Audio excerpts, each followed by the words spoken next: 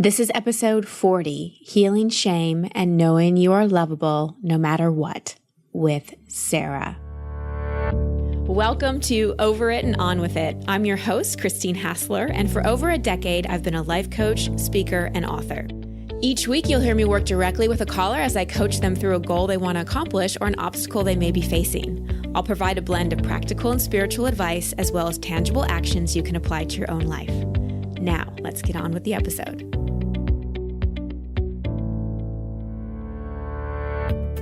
Hi, everybody, and welcome back. I'm excited about sharing this episode with you because we're going to be talking about a topic that isn't talked about a lot, which is shame, specifically around STDs. But this episode is really about liberating yourself from any kind of shame, from the secrets and the judgments that go along with it. And I'm recording this just as it's starting to get dark out, which is totally appropriate because often what we're ashamed of, we keep in the dark. And that's why shame is so toxic, because it leads to keeping things hidden, keeping things where they are tainted by judgment. To heal shame, we not only have to do our inner work, we must also have the courage to bring what we judge as dark or tainted into the light, to talk about it. Now, of course, we don't have to shout what we're ashamed of from the rooftops, but it's important. It's so important. We do not live with secrets. Being raw and real in front of others is another important part of healing any expectation hangover. I've talked a lot on this show about the power of vulnerability. Well, not only have I talked about it, but you've seen it firsthand. The guests that come on and share so openly and vulnerably, you receive so much from that. And I'm sure you've listened to episodes in the past where you felt really connected to a caller because that person shared so vulnerably and so authentically. But shame often stands as the guard at the gate to vulnerability.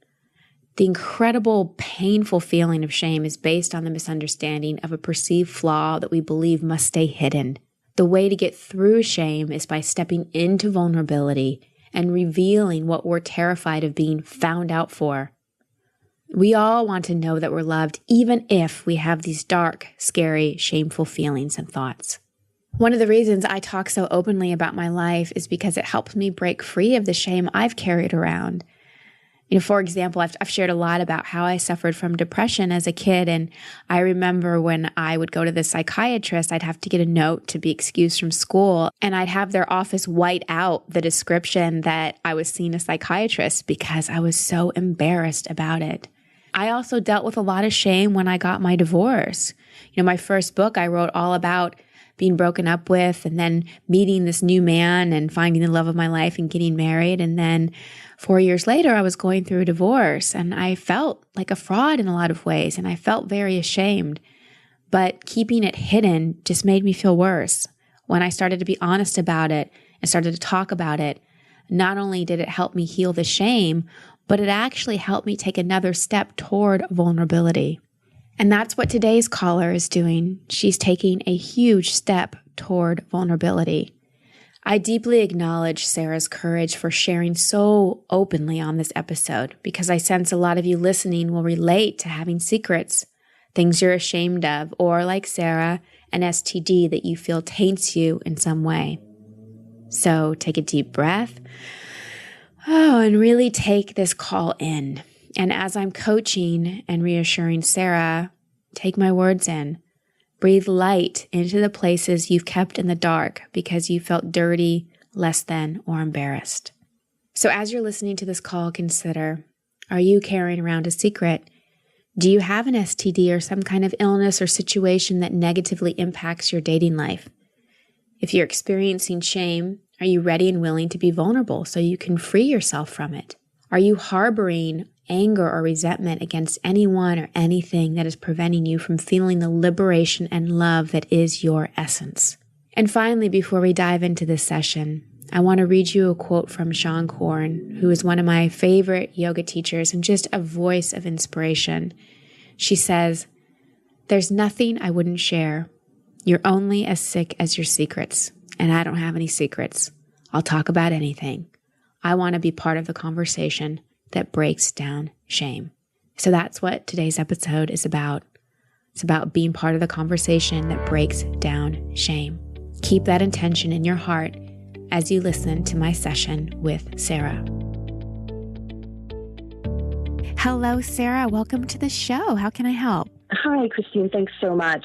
So my question for you is, I'm single. I'm in about my mid-30s, and I was diagnosed with an STD about 11 years ago. And I just find it really hard in the dating scene. I dedicated myself to my career in my 20s and still in my 30s since I'm still single.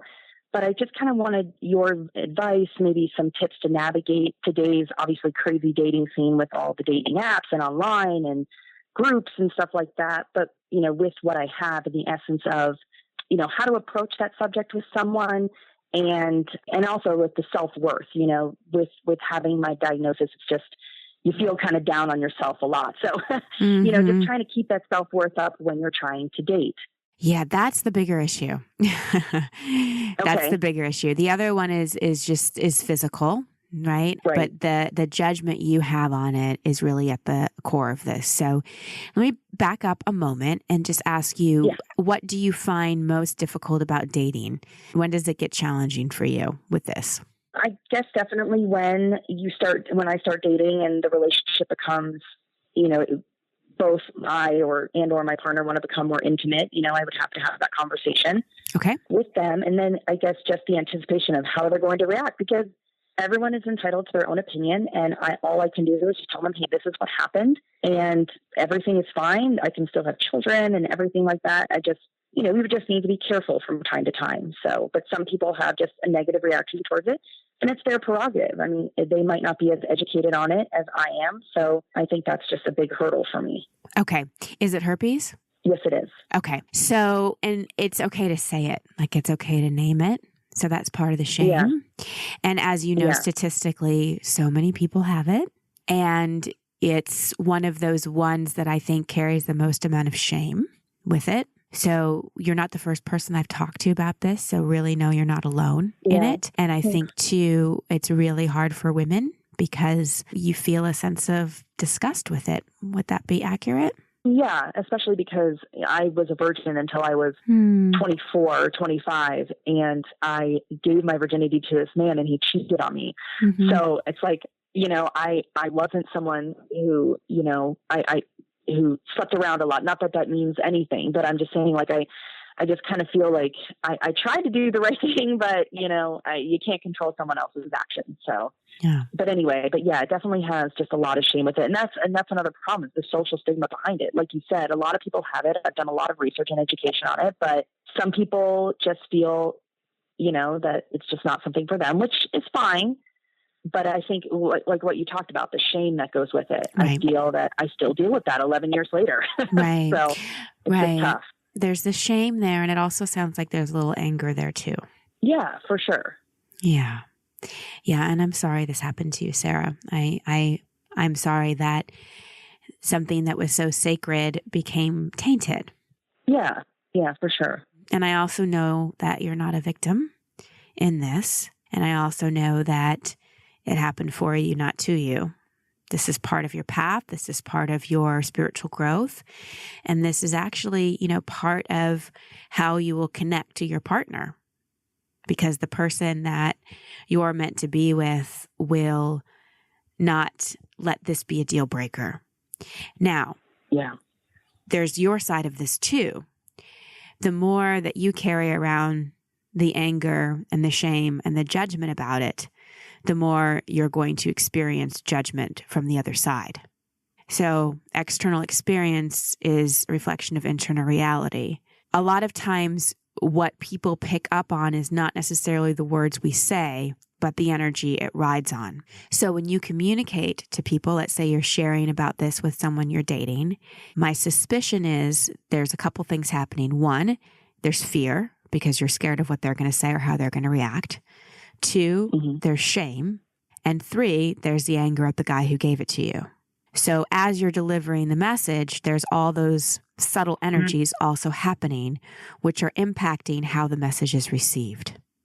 So I know, I'm guessing, I should say I'm guessing, not that I know, that when you present this, you share how it happened, you share the statistics, you share the physical, facts of how you'd be careful and how you know, and when breakouts happen and so on and so forth. Would that be accurate? Yeah. So you're doing everything quote unquote right in terms of the words, where the opportunity is here for you and where I think you may have different results, both internally in terms of how you feel and externally into how the information is received, is the way you carry this inside yourself. Because you are a prize. You are not damaged goods. But really hear me. You are not damaged goods. And just because this is something that you're dealing with, just because herpes is something that's been part of your life, does not mean you have to overcompensate in other areas. It does not mean you have to prove your worth to a man even more. You are not tainted. You are not damaged goods. And you have to know that from such a place of love and compassion, not just in your mind. Because I can tell by talking to you, you're a very smart, accomplished woman. But there's so much more to you than that. You're also vulnerable and soft, and you deserve a man who can hold space for you to trust again and to open your heart again and to open your body again. Right. Yeah. I feel like what you said about the overcompensating, I think I definitely do that. I try to live my life, the quote unquote best way I can to overcompensate for what I have. So when someone does see me, they see me as the prize. And what I have is just, a little side note. It doesn't mean anything. Exactly. It's so difficult. Well, I hear that. You're up against a major kind of cultural condition here in terms of how we perceive STDs. But that doesn't mean that's how you have to perceive it and live with it at all. So let me ask you this. If this never happened, if you didn't have any STD at all, how would you be differently when it comes to dating, or how would you be different in your life?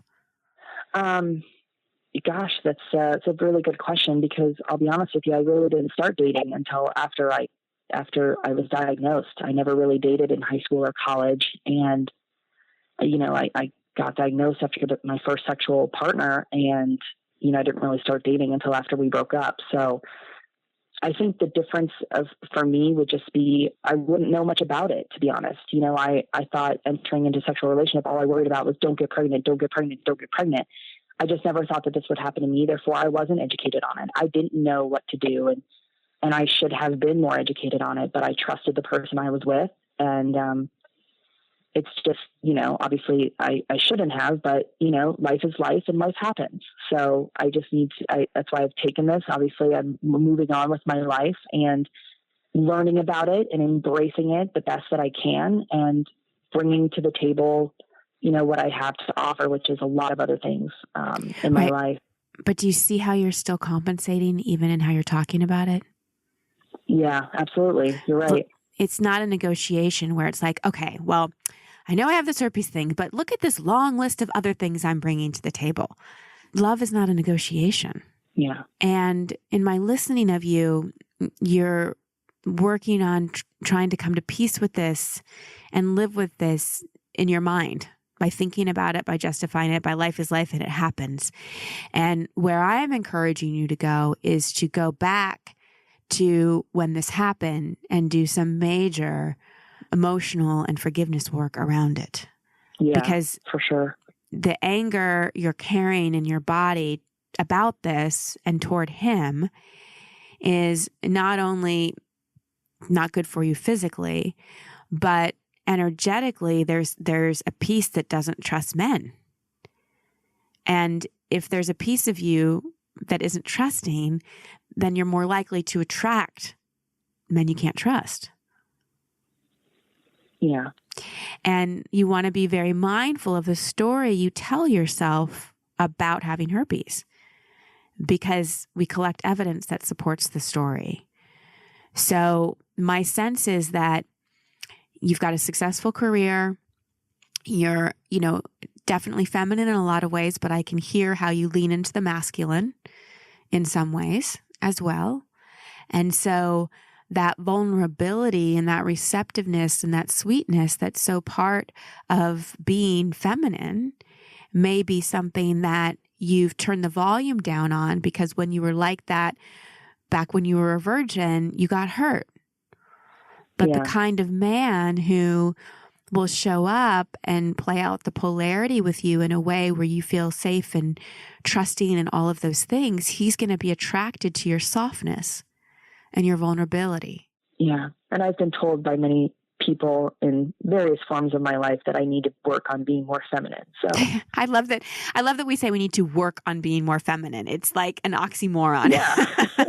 It's such an oxymoron because, you know, I dress feminine, I wear high heels, I makeup and hair every day. And so I act and look very, very feminine, but I need to carry that with me. I need to, like you said, I need to energetically move that forward every day. So. And again, that I love dressing up and I love heels, well, the way they look, not the way they feel, and, you know, all that stuff. But that can also be overcompensation. Sometimes I see with women who have an STD, especially herpes, they overcompensate in the physical because they think they're tainted and not attractive in some way. So they really, I'm not saying you do this, but some even obsess on the physical level. Right. So for you, sweetheart, it's going back and doing the work around this so that you can come to such a place. It's like the way you would want a man to see you and accept you is what you need to do for yourself. When you do this for yourself, you will attract a different kind of man. Yeah, you're right. So if you could go back to you said you were 24? Yeah. Okay. So if you could go back to your 24-year-old self and speak to her in the same energetic that I'm speaking to you right now with so much compassion, what would you say to her? That you're going to be okay and that life is a journey and this is just one step and one chapter of it. And embrace it, and not everyone's going to hurt you, and just to move forward, I think. Yeah, that was really great. But see how it was kind of coachy? Okay. So just close your eyes and just take my words in for a moment, and just imagine that 24-year-old self. Can you picture her? Yeah. Okay, so just take this in. Oh, sweetheart, I'm so, so sorry. I know you trusted, and I understand you feel duped right now. You feel lied to. You feel dirty, and I'm so sorry this happened. And I really want you to know, that I know this hurts so bad right now, but this isn't going to determine the rest of your life. And this was not your fault. You are lovable. You are beautiful. You are whole. And I will always, always, always love you no matter what. There's nothing wrong or damaged about you. And how does that feel? It feels great. Yeah. So when this happened to you, there wasn't a lot of compassion, understanding, forgiveness at the time. No, there was none. You were in shock, you were traumatized, and you felt shame. And shame is toxic. And the only way we heal shame is we bring it into the light. And by calling me, this is a great step of you bringing it into the light. And my encouragement to you is to work with this in a different way. You've been doing a great, wonderful job of working with it by telling yourself you're okay, by telling yourself there's all kinds of other wonderful qualities about you, by doing the research, by being honest with people. Bravo, well done. But now it's next level. Now it's bringing the compassion, the love, the forgiveness to this deep, deep, deep owie, so that you don't have to relive it every day. Yeah, absolutely. So before this happened, up until the age of 24, how would you describe your relationship with yourself? That's a good question. I feel I had a good relationship with myself, but I think I was still overcompensating even before this happened because I was bullied as a child for many, many years. And so that shame that came with that, which is probably a reason why I wouldn't let myself get too close to men, just because I was trying to be the best, quote unquote, best person I could be, had a good major in college and I studied abroad and I tried to, obviously build that quote resume for me to overcompensate even then because of that. And then, just when this happened when I was 24, just kind of was another blow. So, I think I had a good relationship with myself. I haven't really thought about it that much though. Well, you have a good relationship with yourself in terms of like you create things in the world. Right. And you take care of yourself and you protect yourself and you do what you need to do to stay in line in a lot of ways. So I want to see if I can leave you with just a bigger perspective and a reframe of this experience. From a spiritual perspective, Sarah, the universe will do whatever it needs to do to get our attention, to heal our core wound and the biggest thing that's getting in the way of us living into our full potential and having our heart's desire. A core wound for you is shame, being bullied. How you've dealt with that is overcompensating. It was continuing in your 20s. And you've been given this gift, I'm going to call it a gift of the herpes, because it was something that on like a soul level, you knew would get your attention. And would be something that you couldn't sweep under the rug. It's something that you think about every day. And this is the very thing that is your invitation to change the way that you feel worthy, that you feel valuable. It's time to stop compensating and move into compassion and open your heart again and begin to trust. That was then. This is now. And from my point of view, this gift of the STD is going to give you the kind of relationship and intimacy with a man that may not have been possible if this never happened. Yeah. Because you're going to get to a place, if you do the work, which I think you will, you're going to get to a place inside yourself of such deep acceptance and such deep love. That is the kind of love you will attract. And wouldn't you rather have that kind of deep, intimate relationship than a relationship that's just based on compatibility? Yeah, absolutely. Right. So now you have the opportunity to date from your heart rather than your head. Right. Yeah, I do. Yeah. Yeah. So in a sense, if you really do the work and heal this from an emotional, mental, spiritual, and, from my point of view, I know a lot of people who have had herpes and haven't had outbreaks in decades and decades and decades because the healing they did at the emotional, spiritual level helped on the physical level. But this is not who you are. It's just a part of your journey that's going to help you love even deeper and even greater. And isn't that an amazing gift to give to a man? Yeah, it is. Yeah. So what do you see based on everything we talked about? What do you see or feel in terms of how you can work with this? Definitely opening up every day with more compassion to myself and loving myself wholeheartedly more than I have been in the past, and having that breakthrough of just being compassionate with myself, with my spirit, with my soul, with my body, with my heart, with my mind. Mm-hmm. Like you said, I don't think I've come from a compassionate place in a long time because I've been overcompensating forever. Yeah. So I need to start the healing process, and I need to be more compassionate with myself, and forgiveness, definitely. Yeah. Do you have expectation hangover? Probably. Okay. Well, if you don't, that's my last book. If you don't have it, get it, and Okay. work through it. It will help.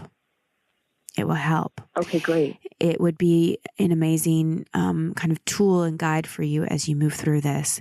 The other thing I would recommend is writing a letter to that 24-year-old, reassuring her, being with her, letting her feel the emotion she may not have gotten to feel, and holding a space of compassion for her to do that.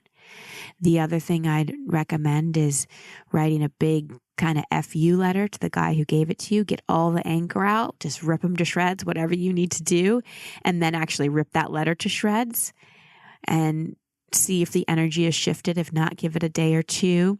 Then light a candle, write him a letter, forgiving him. And forgiving doesn't mean condoning. Forgiveness means taking out the judgment, because you're still energetically in relationship with him as long as you continue to blame him. So light the candle, write the letter, let the candle burn all the way out, and let that be a ceremony that you do to cut the cord and to release the anger and the bondage that you have to him. You're still carrying him around in your body, and it's time for him to get out of your body. Yeah. So, absolutely. Yeah. Does this give you some direction? Oh, absolutely. Thank you so much. Again, thank you to Sarah. I trust her courage was a gift to you. I want to emphasize that we cannot talk our way out of trauma and shame. Like the shock that she had around the traumatic event she shared about, you can't just go in your head and talk yourself out of it and tell yourself it happened for a reason. We have to feel our way through it. We have to go back to those places inside that got hurt or traumatized with so much compassion and so much willingness to feel the feelings we never really got to feel. It's such an important part of the healing process. We can't just get over it and on with it by thinking about it.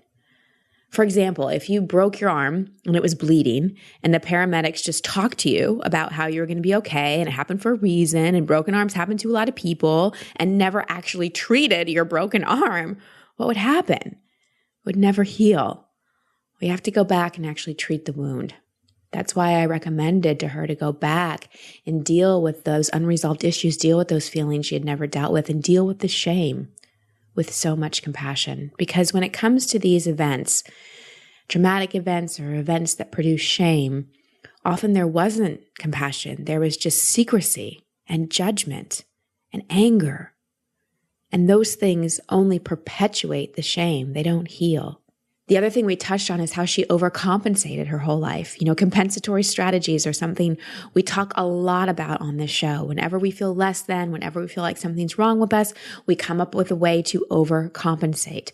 Overdoing and overemphasis on physical appearance, whatever your overing is, really look at what are you trying to compensate for? There's nothing wrong with you. There's nothing less than. Please stop trying to compensate by overfixating on your appearance, by overfixating on what you can create in life, by overfixating on money or success or whatever it is. And just give yourself the gift of radical self-acceptance. You are not damaged, broken, dirty, or tainted.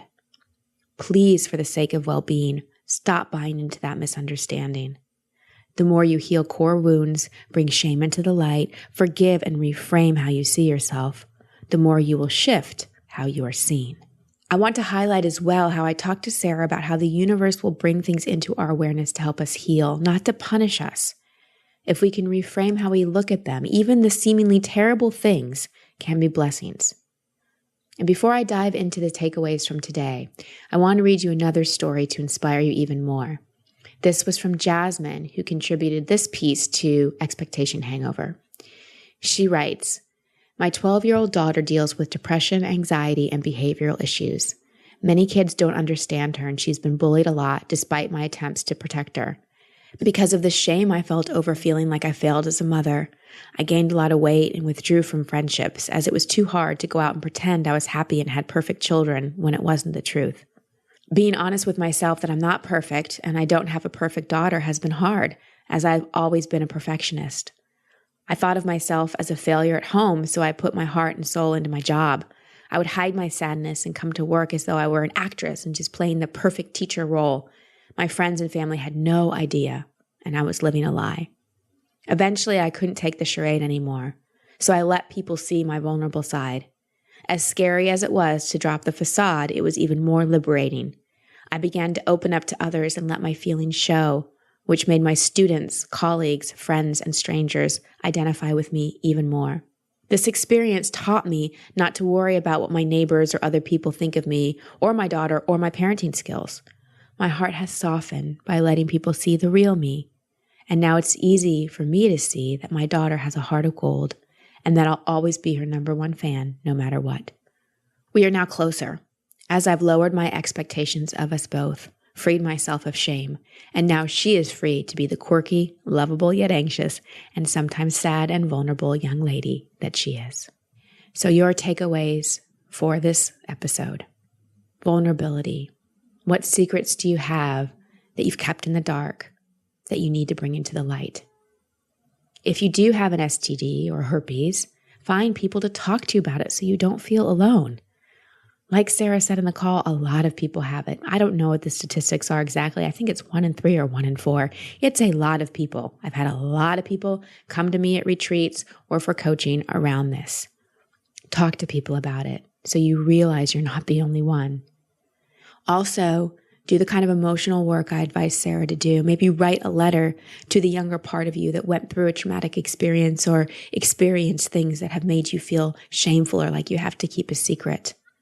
And if you're really carrying around a secret that you feel you can't talk to anybody in your life about, find a professional, find a coach, find a therapist, find a support group. Don't keep it inside. And finally, look at where you're compensating because of something you judge about yourself and back off a bit. All you perfectionists out there, turn the dial of that perfectionism down and just be you. Let your light lead. And the more you bring the things you were ashamed of into the light, the more the light can be seen and can lead you. Much love and many blessings. Thank you for listening to Over It and On With It. I love hearing from you, so please post your comments or questions at christinehassler.com/podcast. That's also the place you can sign up to receive coaching from me in an upcoming episode. And if you love this show, please share it and subscribe in iTunes. You can find all my social media handles and sign up to be part of my community at christinehassler.com. Until next week, here's to getting over it and on with it. Much love and many blessings.